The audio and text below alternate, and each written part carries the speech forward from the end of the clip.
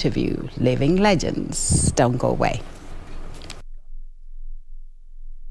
On the 27th of August 2010, a new constitution was promulgated. The Supreme Law introduced the devolution structure to guide the then local authorities' feed into the county government structure. The Transitional Authority was established. A long-serving local authorities management expert took up the chairmanship of the Transitional Authority and worked to establish the urban areas classification rules and management structures that we have today. On the Living Legends today, we hear from lawyer and local authorities administration expert Kinuthia Mwangi. Thank you very much indeed, sir, for joining us on Living Legends. Thank you. A lot of people know you as the man who birthed the devolution in this country. Yes. But you have a long checkered history. Yes. Can we get to know something about you? When were you born and where were you born? Yes, thank you very much. I was born in 1950 and I was born in Molo Forest in Nakuru district. Today we call them the counties, but then they were it was Nakuru district. So that is my background. I don't know whether you want me to explain how I grew up or where I went. I can give you a minute to do that. Yes. You see, I don't think I have ever known a permanent home like the way people say I come from Kegio village. Because immediately, I think 3 years or less than 3 years after I was born, my father was, like all other people, taken to detention. And we were supposed to be moved to then Central Province.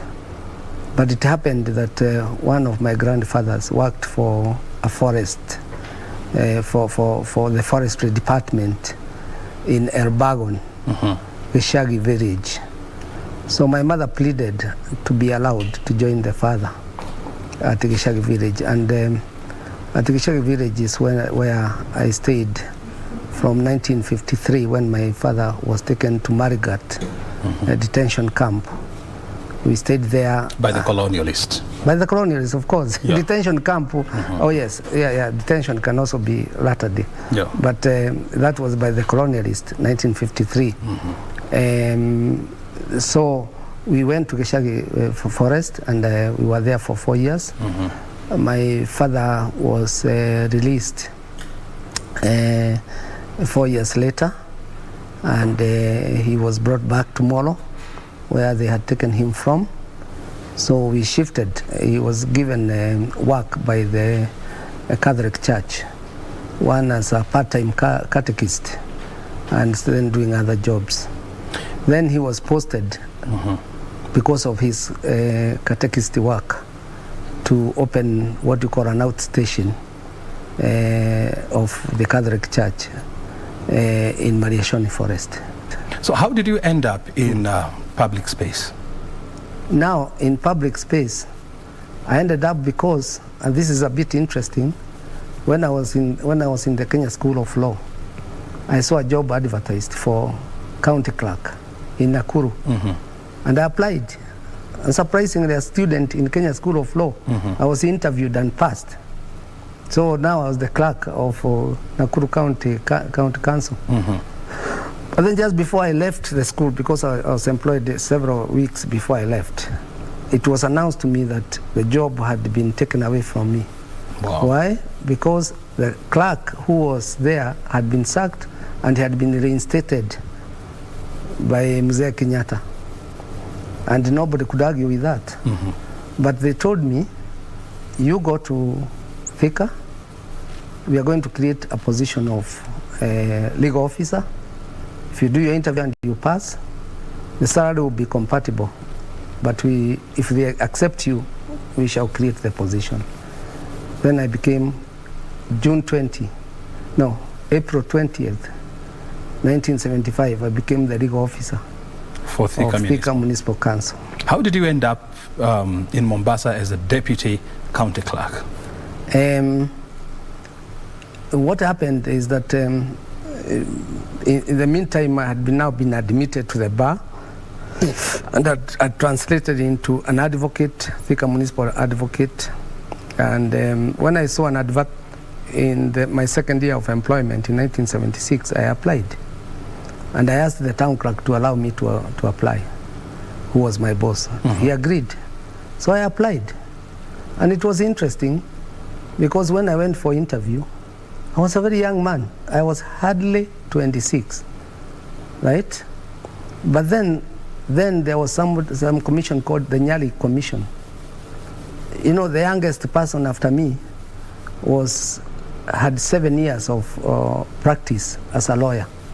Then the others were very old people, old relatively, they were in their 40s and so forth. But the commission argued, if we take this young man, his life is going to be destined to be in Mombasa, and he might end up to be the town clerk. So it was an investment in me. But 2 years later, you moved to Thika now. Why I moved 2 years later to Thika? Because I was they had not had a legal officer. So I think my work was very impactful, particularly in collecting rates and at least making people comply with the municipal requirements. So then you moved to Thika. So what happened, take it from me or not, they sent for me. The Thika Municipal Council? Yes, they sent the deputy mayor. How did the deputy mayor came to Mombasa. He had some property there, and he was telling me to look, just keep watch. He told me, I've been told by the other councillors to come and request you to apply for this job. How much were you earning back then? In Mombasa or in Thika? In Thika. My first job as a legal officer was earning 2,500. 2,500. But of course, that was a lot of money back then. Of course, we could do anything. Then when I went to Mombasa, I was earning 5,000. As a deputy town clerk? Yes. But then, that 5,000, I was able to buy a car with it. And how did you used to relate with county councillors? And councillors did not have a very good reputation because they had a way of settling their issues physically. Yes. Let us take it this way. Let's take it from the time I was a town clerk, which was 1979. And I became town clerk at the age of 29. They took me as their child. The youngest councillor probably was something like 40. The oldest was 63 or thereabout. So they took me as their child. And they nurtured you. And they nurtured me.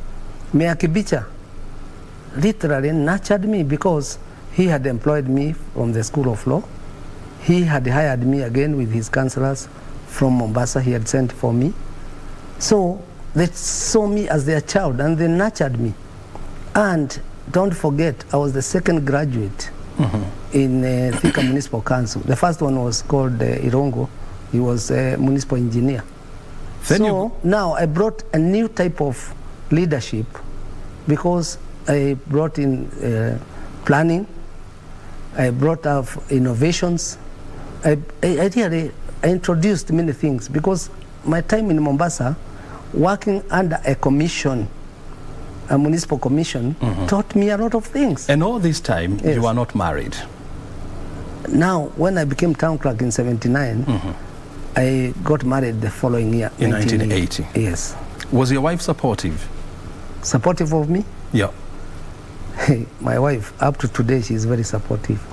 And then she has always been very, very supportive. And then you ended up having 4 kids? We ended up having 4 kids. Who are now in East Australia? All of them, yes. They are also very supportive. Your wife at some point was very concerned about you joining politics. Yes, and she is still very, very, very concerned even now. But you wanted to join politics? Oh, me? Yeah. I did believe that one day I would be a minister in Kenya government. And therefore, the only way you could become a minister in Kenya government was through competitive politics. So I got the opportunity. And back then you had to be in KANU, Kenya African National Oh, Union. yes. I got, when I was a town clerk and later on personnel and administration manager of NSSF, I used to be the recruiter of officers into life membership of KANU, which means I was more KANU than many people. So fast forward, 2012, yes, you are picked to birth devolution in this country. Yes. Based on your expertise as a former town clerk. Yes. How was that moment for you? Up to today, I think it was 19th of June will remain in my mind as the greatest day of my life so far. Because I didn't become a minister of government, but you are given a unique project of this country that it has never been there, and probably it will never be there in the form that it came. A unique project to transform your country. Do you understand? To transform your country from a decentralized form, from a centralized form of governance into a decentralized form of governance. Do you know how much that means to me? It is 10 times better than being a minister, because it affected everybody.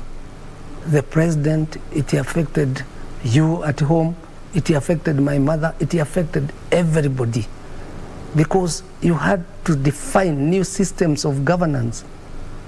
You see, have you ever imagined having a crocodile that has just swallowed some meat, and that meat was not meant for the crocodile, it was meant probably for your dog, and then you put your hand into the mouth of a crocodile and you're taking out the meat. Transfer of functions, transfer of power, transfer of resources was like taking meat from the mouth of a crocodile, because you know how a centralized government is. 2013. They don't part with any power, they don't part with any functions, and here there was no persuasion. In 2013, when governors were voted into the office, and they were driving around town with convoys of vehicles and sirens, announcing that new sheriff is in town. Your first meeting with governors, how was it? Let's talk about, those are two things. There is the going town with the sheriff. That was my doing. If we did wrong, blame me. Because to transfer power, you have to make it visible. So we had to have... So it was intentional? It was intentional. We have to get the biggest car, the largest car that can carry a governor. If the municipality didn't, if the county didn't have that kind of car, we hired one. We had to have a flag. We have to have a kind of escort cars and so forth, so that people can see there is a new sheriff who carries power, and he is being escorted by government soldiers, by government policemen. It was a demonstration of power, and that's the only way I could show that I have actually devolved the power to another center. So how did they then, the governors, turn against you? Because the chairman of the council, the council of governors back then was Peter Munya. No. Then it was governor from Bomet. It was Ruto. Yes. And they used to say that at some point they started saying that you are an obstacle, or transition authority was an obstacle to the proper rollout of devolution. Yes, because they became the smaller alligator. Because there are things that they wanted to swallow, right? Because the governors came now when the power got into their heads, and therefore they thought they were supreme. So I had also to discipline them. I had to make sure that they live within their limits. So I had to go to the smaller alligator and take the meat out of it. Don't forget that I was the only person in Kenya who could issue an instruction to a governor, because this constitution says these are two distinct governments, with distinct roles. But they are distinct but consultative, which means nobody in government, Kinuthia or anybody, could write or instruct a governor. If they wanted to do so, they wrote to me or they called me and asked, we want to communicate this to the governors. So it's only Kinuthia or Mwangi who could communicate to them that from now onwards you cannot remove number plates from government vehicles and place private number plates. It's me who could give that rule. So I'm the only one who could be an obstacle to what they want to do by telling them, stop, you can't do that. Your term came to an end in 2016. Yes. You pleaded for more time. Yes. Saying that that process required about 10 years to roll out. Yes. But that offer was turned down after tremendous pressure from the governors. Yes. Are you convinced that that affected the rollout of devolution in Kenya? If you look at my write-ups when I was in office, I had said that the total transformation of Kenya into a devolved system would take 20 years. But I didn't want to be in office for 20 years. I only needed probably 3 more years to put up structures. That, you know, once you put a structure, it became self-propelling. So I felt we had not completed the structures that would become self-propelling. When it was turned down, what kind of a setback was that for you and your team? It was not a setback for me, it was a setback for Kenya. Because up to now, Brian, they are still dealing with assets of former local authorities. And I was supposed to come out with 48 asset registers.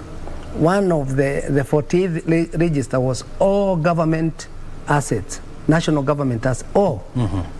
Whether they are in the universities, whether they are anywhere else. I was supposed to have handed over an asset register. What would you say was your defining moment at Transition Authority? We didn't come to finish even those 47 other registers. And that exercise has been redone by the Intergovernmental Relations Committee. Yeah. It is still not yet your complete. Predecessor? No, my successor. Yeah, I mean your successor, yeah. Yes, it is not yet done. They haven't completed even the, I think this was the time they are thinking about documenting government assets, and it's a monumental activity. What was your highest moment at Transition Authority?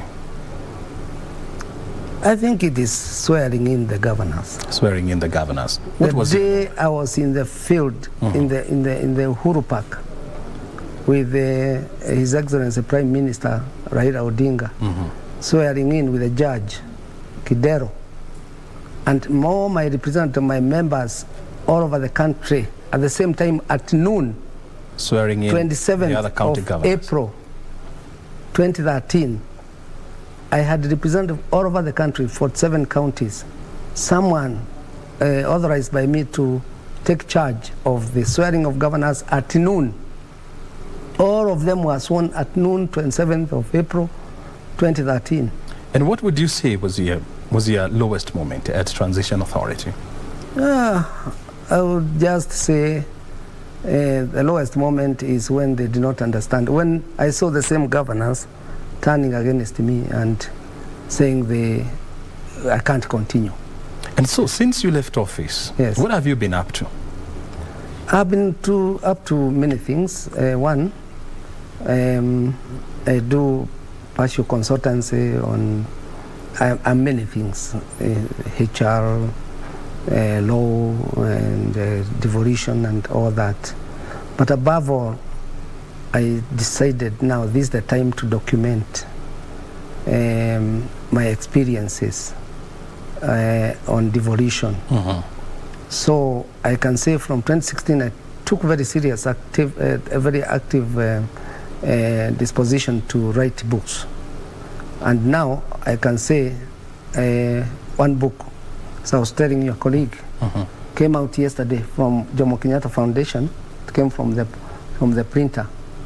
And I've given it for review to one of the media. What is the name of the book? It is called the Decentralization Dialogue in Africa, a precursor to Kenya's devolution. So that book is out now. I touched it yesterday, and it is there, ready for the market to be read. It tells you where devolution came from, because the decentralization is a project of the World Bank. So, as we wind up this interview, I want to hear from you. Yes. What motivates you to keep going every day? One, it's very interesting to be alive. And by the way, I didn't tell you I have written another book on a crisis that I have noted in the Kenyan society. My book is called Marriage Crisis in 21st Century. It's complete. It's now being reviewed by the people in the market. Very well. Now, what drives me is just the essence of being alive. Why has God kept me alive up to now? And how useful am I to society and to God? So, if God keeps you alive, and He keeps you like you are, a very handsome young man, should you waste yourself and allow yourself to go to the dogs? You have to do something that that praises God and that enhances society. What are your regrets at the age of 72? I don't think I can remember any regrets, because I never allow a moment to pass in my life without trying what I want to do at that particular time. So you don't have regrets? So if I fail, if I try and fail, I say I tried, but I failed. So I accept. So that is in the past. How would you want to be remembered, and how would you want to, your epitaph to be written? Really, it has already been written. You told me you birthed devolution. Although there's a little confusion there when I go to different places. Yeah. They say this is the father of devolution. And I'm very quick to inform that I'm not the father of devolution. There is Yash guy, there is the Prime Minister, there is the Kibaki, there is, everybody is a father, because at different stages they participated in formatting the devolution. But in this country, I'll be remembered as the midwife. I midwifed devolution. That's how you want to be remembered? That's how I want to be remembered. I midwifed devolution, and I can assure you the mother and the child are doing well. Very good. Yes. Kinuthia, thank you very much indeed for joining us, and of course for sharing with us your insight. And we wish you the best of luck in the years and days ahead of you. Thank you very much. Asante sana. Yes. Well, a story of resilience in his younger years to a pursuit of excellence in his professional life. The story of Kinuthia Mwangi, the chairman emeritus of the Transitional Authority, who was at the heart of transforming local authorities to administrative units under devolved government.